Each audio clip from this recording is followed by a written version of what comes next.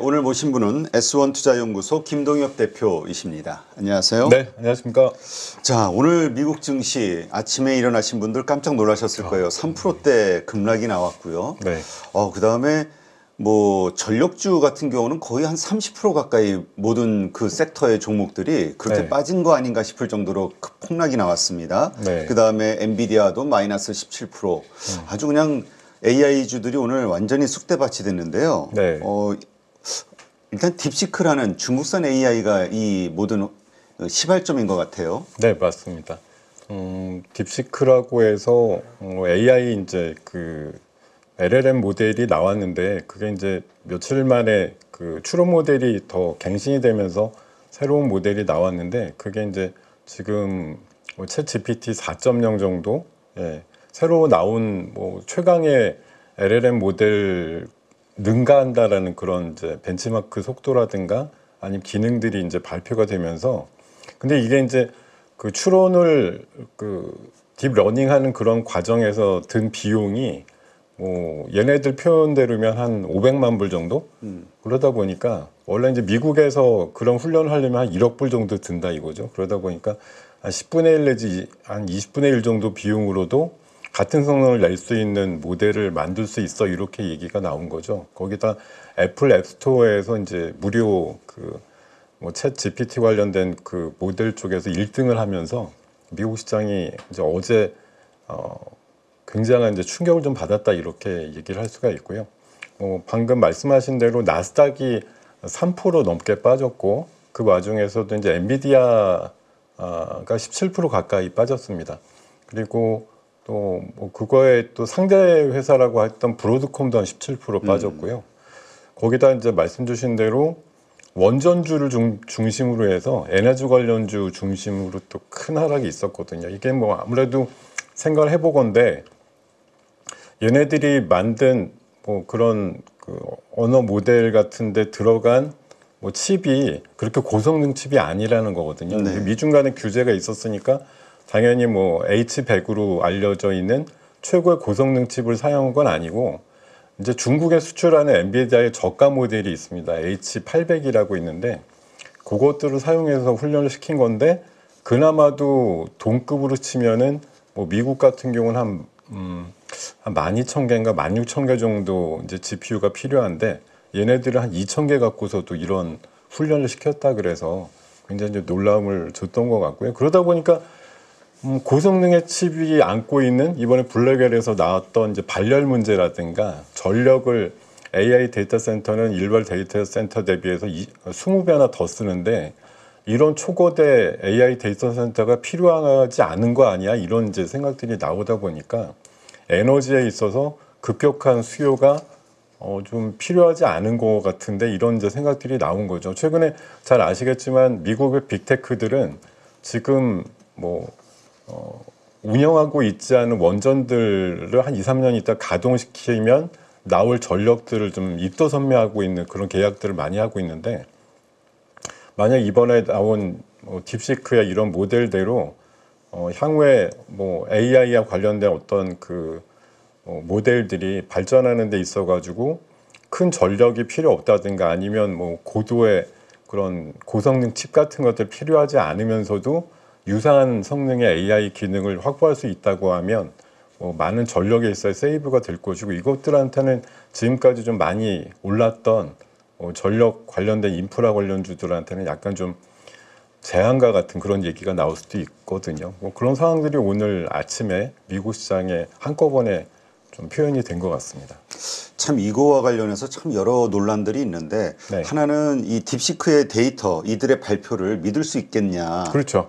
과연 정말 500만 불, 600만 불, 600만 불 정도밖에 안 썼을 것이냐. 네. 더 많이 쓰고도 이게 좀 뻥치는 거 아니냐. 미국과의 어떤 그 반도체 규제 이런 어떤 협상을 위해서 이런 얘기도 있고 반면에 또 그 메타 연구원도 그렇지만 여러 가지 사용을 해보고 나서 검증을 해보고 나서 이건 정말 우리가 긴장해야 된다 이런 또 실무진들에서의 글도 올라오고 지금 되게 혼란스러운 것 같아요. 네, 오늘 사실 주가를 보면 되게 희한한 게 엔비디아라든가 브로드콤 같은 칩메이커들은 엄청나게 하락을 했는데요. 그 딥시크가 기반을 했던 게 메타의 모델이다 보니까 희한하게 메타는 또 올랐습니다. 그런 상황이 좀 나왔고, 뭐 메타 연구원들은 이제 이런 식으로 좀 대단하다 이렇게 얘기를 한 사람들도 있고요. 뭐 사실 우리 뭐 대표적인 머스크 같은 경우는 굉장히 또 의심스러운 발언을 했거든요. 뭐라 그랬어요? 그러니까 몇몇 사람이 머스크한테 이제 의견들을 남겨서 얘네들이 한 500만 불 정도 투자해가지고 이렇게 딥러닝 시켜가지고 훌륭한 모델을 만들었다더라.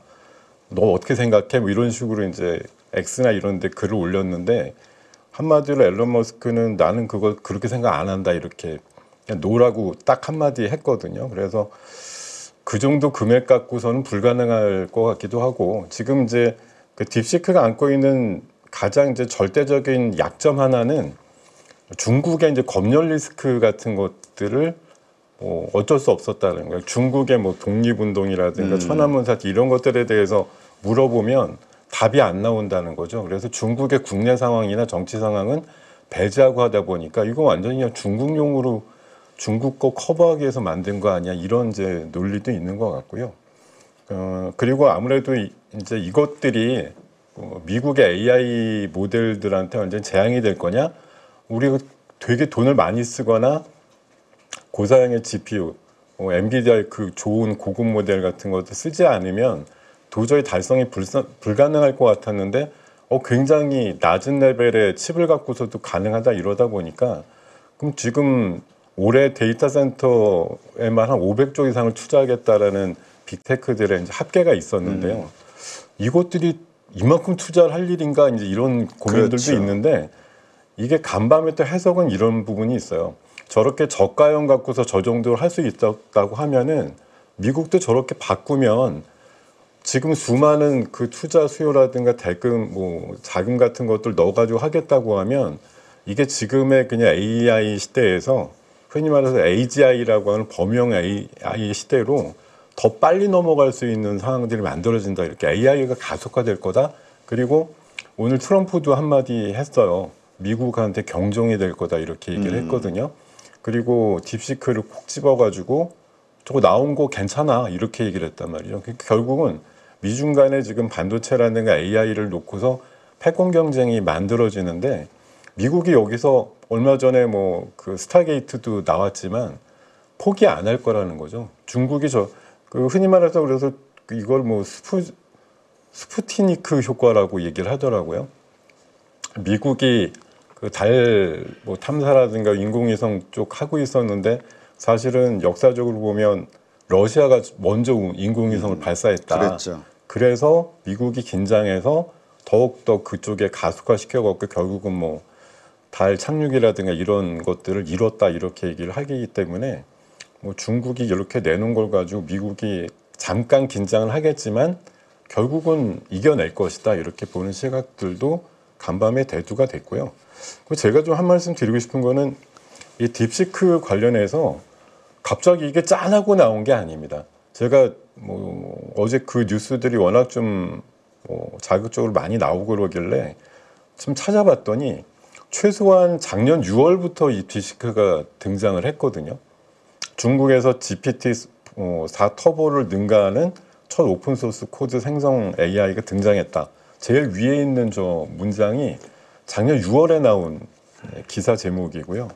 그 다음 게 9월에 나온 거고, 제일 아래에 있는 거 오픈소스 사상 최대 규모의 LLM 출시해서 GPT 4.0을 따라잡았다. 이거 작년 말에 나온 거거든요. 네. 그러니까 이게 짧게 보면 최소한 6, 7개월 전부터 딥시크라는 건 존재했고 계속 위협적이거나 능가하는 정도의 어떤 생성 모델이다라는 걸 이미 알고 있었는데, 왜 갑자기 2, 3일 사이에 이게 난리가 난 건가 하는 생각을 보면, 사실은 지금 미국의 빅테크들 위주로 해서 트럼프 취임 후 한 일주일 정도 기간 안에 한 번 더 이제 점프업을 좀 하는 그런 움직임 속에서 좀 피로감을 느꼈고, 그리고 또 한 가지 이제 일본의 금리 인상이 지난 주말에 있었잖아요. 네. 그 마치 작년 그 7월 말에 일본에서 처음으로 오랜만에 금리 인상하고 난 뒤에 8월 초에 있었던 미국 시장의 급락 상황, 이런 것들이 다시 한번 연출되려고 하는 찬스에 딥시크가 하나의 뭐 트리거가 됐다고 할까? 이런 부분들이 좀 있지 않았나 이렇게 생각을 해봅니다. 네. 하여튼 뭐 말씀하신 대로 트럼프 대통령도 이게 사실이라면 우리도 할 수 있는 거 아니냐. 그러면 더 빠르게 AI 시대가 싼 가격에 네. 펼쳐질 수 있는 거 아니냐. 긍정적으로 보는 것 같아요. 근데 이 말에는 네. 이제 저사양 그 반도체 칩, AI 칩, 네. 이제 중국에 대한 수출 이것까지도 완전히 규제되는 거 아닐까? 왜냐하면 중국이 이걸 증명을 해냈으니까. 그렇긴 한데 지금 중국의 자체 굴기를 통해서도 뭐 얼마 전에도 뭐 DDR5라든가 이런 것들 꽤 조금 낮은 사양이지만 자체적으로 만들었다는 얘기도 나오고요. 오늘 아침 기사 보면 HBM2 정도 되는 레벨의 모델을 만드는 회사가 중국에 이미 3군데 정도 있다라는 기사도 나오거든요. 그러니까 이게 뭐 미국에서 이번에 이제 의심을 받는 것 중에 하나가 이 딥시크의 모회사가 이미 그 아름아름 해가지고 엔비디아의 그 고성능 그 GPU를 한 10,000개 이상 갖고 있다 이런 얘기들도 있습니다. 그래서 머스크가 의심하는 것 중에 하나도 저거 저사양 가지고 하는 게 아니라 기본 토대는 고사양 갖고 했는데 마지막에 뭐 저사양 갖고 했다라고 하는 게 이제 뻥치는 거 아니냐? 예, 결국 뻥이라는 얘기를 애둘러서 좀 얘기를 하고 있는 부분도 있는 것 같고요. 어쨌든 아직 실체가 다 밝혀졌다고 보기는 어려운데 결국은 미국이 최근에 이제 트럼프가 직접 자랑스럽게 발표했던 스타게이트의 맞불 작전 같은 것들을 중국에서 너네 저렇게 5천억 불이나 써가지고 저 정도 만들 거냐? 우리 요 정도 금액 갖고서도 충분히 뭐 능가하는 수준의 AI 모델을 만들 수 있어 라는 걸 한번 한 방 때린 거 아니냐 그런 시각들이 조금 일부에선 분명히 좀 제기되고 있는 상황이다라고 볼 수가 있겠습니다. 네, 참 알 수가 없습니다. 자, 지금 이 모든 사실 그러니까 지난주 금요일까지의 모든 증시에 대한 전망, 그 다음에 여러 가지 이슈 이거를 그냥 딥시크 하나로 주말 사이에 그냥 끝내버린 것 같아요. 월요일날. 그리고 진짜 AI주들에 대해서는 검은 월요일이라고 할 정도로 폭락이 일어나면서 네. 모든 게 여기 다 몰입이 돼버렸는데 이 외에 또 다른 이슈가 있나요? 다른 이슈는 결국 트럼프죠. 트럼프가 이제 취임한 지 딱 일주일 맞이하고 있는데 첫날 잘 아시겠지만 행정명령을 제가 알기로 47개인가 그 행정명령을 했는데 이게 사실 47개가 47개지 하나만으로도 한 80개 정도 효과가 난 게 있어요. 바이든의 최근에 했던 행정명령 한 70개를 무효화하는 행정명령을 하나 내린 게 그게 한 7, 80개 정도 바이든 행정명령 무력화 행정명령이 있거든요. 이거 포함하면 한 120개 정도라고 봐도 될 정도고요. 여기서 이제 제일 뭐 첫 번째로 했던 건 이제 불법 이민자에 대한 추방 이슈 이런 것들이 좀 셌고요. 의외로 이제 관세에 대해서는 특히 중국에 대해서 특정하지 않았다. 그리고 취임 바로 한 2, 3일 전에 했던 시진핑과의 대화를 통해서 중국과 이제 좋은 관계를 하려고 한다. 이런 이제 발언이 나오면서 중국을 콕 집어서 60%의 보편적인 관세가 안 매겨진 거. 그리고 뭐 2월 초라고 지금 시장에서는 예상하고 있습니다만 캐나다랑 멕시코에 대한 관세도 아직까지 뭐 확정은 안 됐다. 이런 부분 가지고 관세에 대해서는 조금 유연해졌다라는 평가를 받고 있습니다만 나머지 정책, 뭐 파리 기후 협약의 재탈퇴라든가 WHO 재탈퇴라든가 이런 부분들도 뭐 강력하게 진행이 되고 있고요.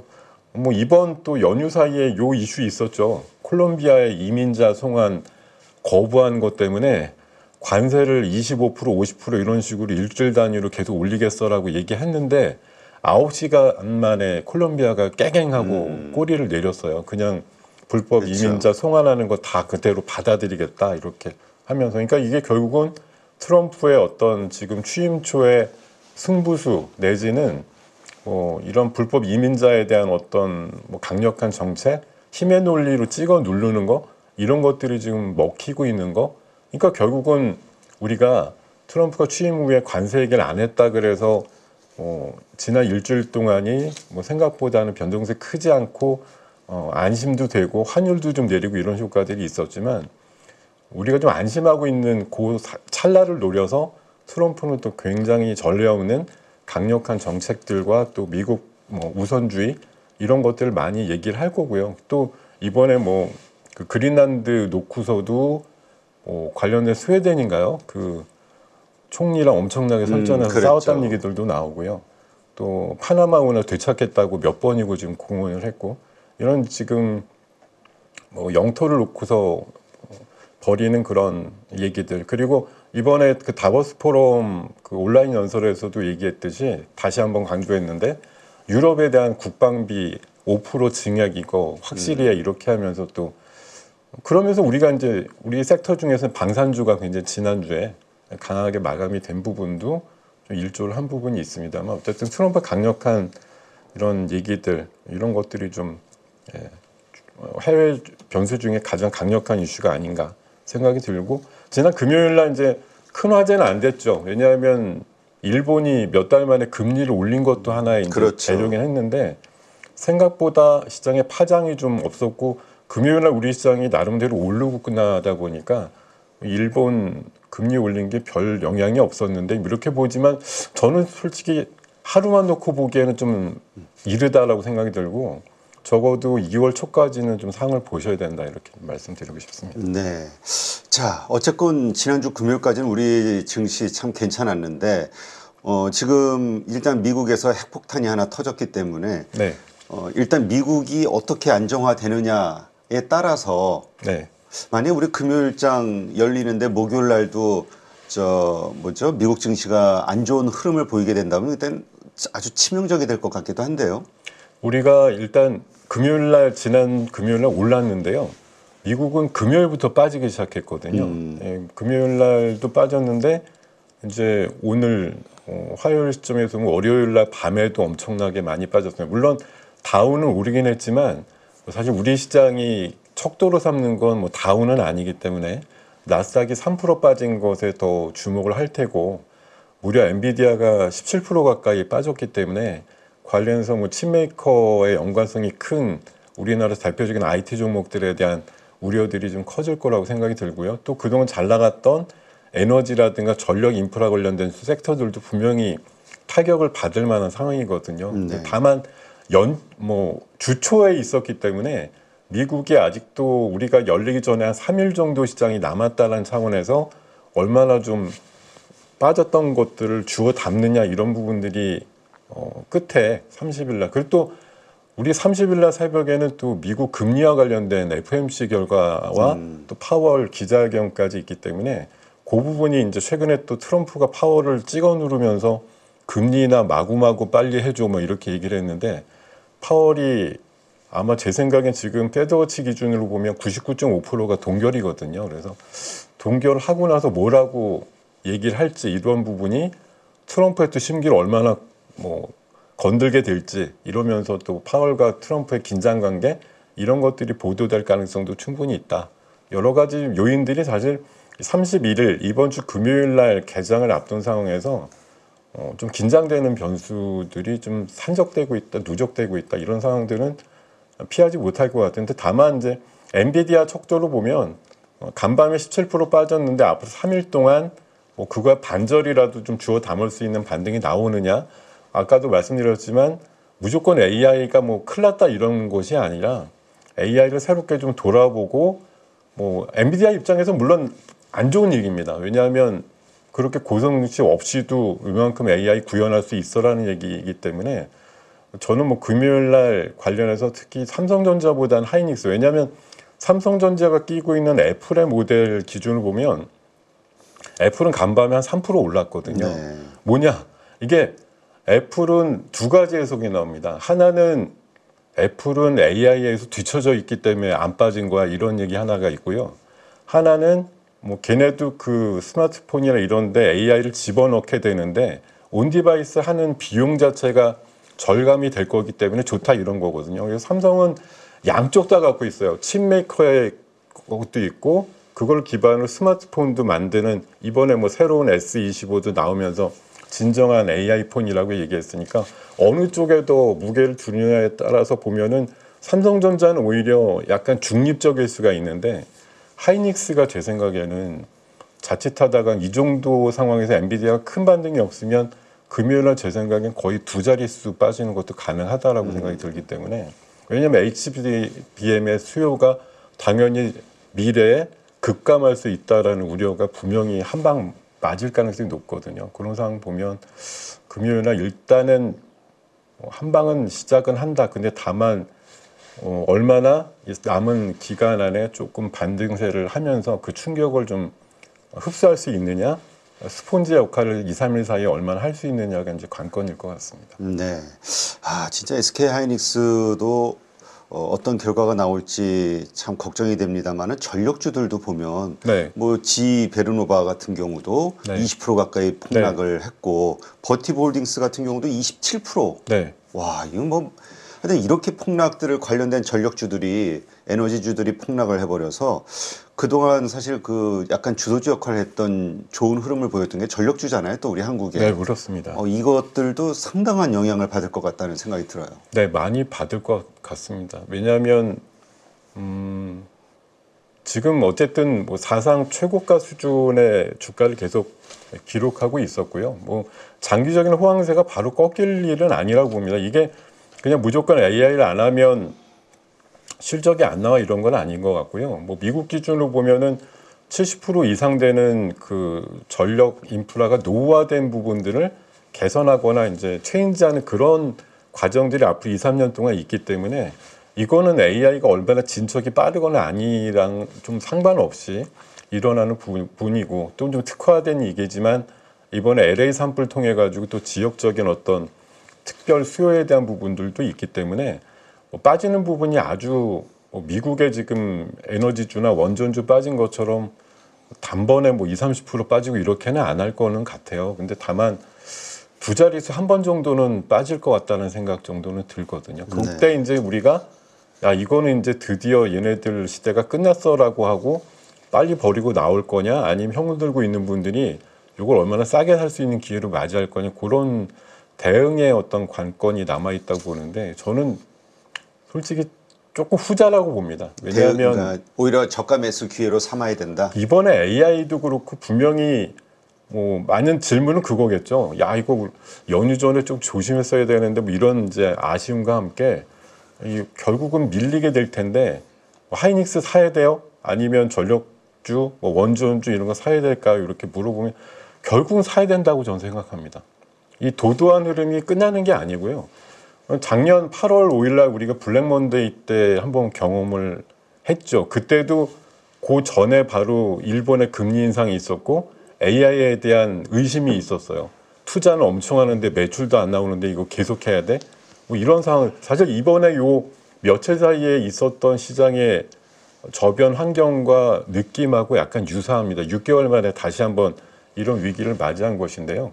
그때랑 다른 거는 오늘 장에서 나스닥은 엄청나게 빠졌지만 다우는 오히려 200포인트 이상 또 올랐거든요. 그러니까 미국의 경제나 이런 것들이 근본적으로 흔들리는 건 아니고 AI의 어떤 특화된 섹터에 대한 부분들이 한번 중국의 어떤 딥시크라는 것들이 짠하고 나오면서 충격은 먹은 거 맞는데 그렇다고 다시 AI 개발 이전 시대로 돌아가자 이런 그림이 나올 건 아니고요. 빅테크들은 아무래도 자금을 좀 세이브할 수 있다라는 기대감은 오히려 어떻게 보면 칩메이커들의 문제가 좀 나온 것뿐이지 그 AI를 기반으로 해서 뭔가 해보려고 하는 사업 쪽에 보면은 비용의 문제가 훨씬 절감될 수 있는 부분이 생긴 거거든요. 그러니까 이거는 어떻게 보면 같은 비용을 투자한다고 하면 더 많은 부분을 할 수 있어라는 것들을 좀 폭넓게 생각해야 하는 전기가 마련되지 않을까 그런 생각이 들기 때문에 저는 결국 그러면서 AI는 더 촉발이 될 거고 미중 간의 경쟁은 더 심화될 거고 AI 데이터 센터 많이 져야 되고요. 전력은 또 많이 필요할 거고 이런 부분들은 당연히 따라오는 것이기 때문에 전기 없이 AI 시대가 열린다 이런 뭐 상상이나 그런 부분들은 굉장히 짧게 하시는 게 좀 좋겠다는 생각을 합니다. 네. 자, 어쨌건 말씀하신 대로 남은 3일간 우리 네. 금요일장이 열리기 전에 50%라도 다시 회복하는 움직임이 나온다면 덜 뭐 영향을 받을 텐데 네.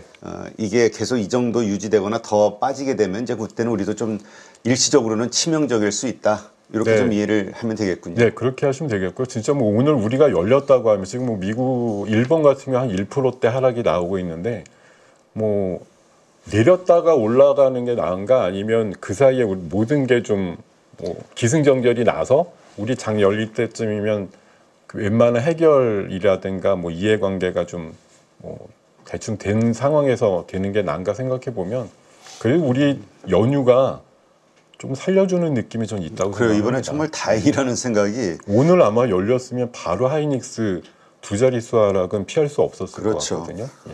그렇죠. 마이크론도 거의 13%인가 12%인가.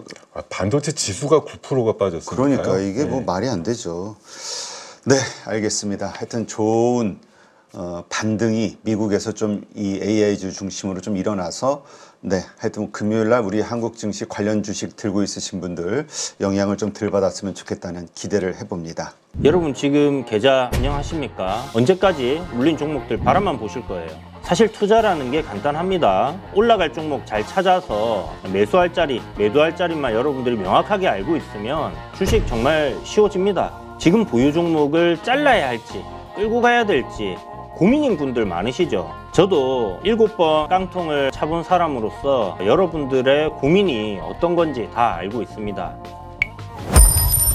그래서 제가 여러 번 실패를 겪으면서 일어서게 해줬던 기법들에 대해서 명확하게 알려드리도록 하겠습니다. 2025년 양봉 나온다라고 이야기 드렸는데 분명 좋은 장이 올 거니까 이 기회를 살리시면 좋겠습니다. 딱 8주만 집중하셔가지고 평생 써먹을 수 있는 돈 버는 기법 다 배워가실 수 있도록 만들어 드리겠습니다.